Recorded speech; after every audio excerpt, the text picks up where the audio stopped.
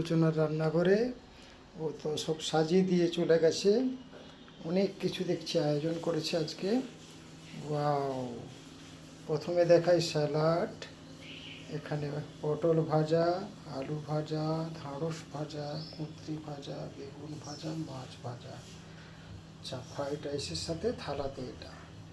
এখানে থাকলো পাঁপড় ভাজা, পাকা আম, আলু পটলের তরকারি, এখানে আছে ধোকার ডালনা, এখানে মিক্সড ভেজ, এটা করেছে চিকেন কষা, বা এটা করলো চিংড়ি আলু পোস্ত, এখানে আছে ছোলার ডাল, আমড়া পোস্ত, পায়েস।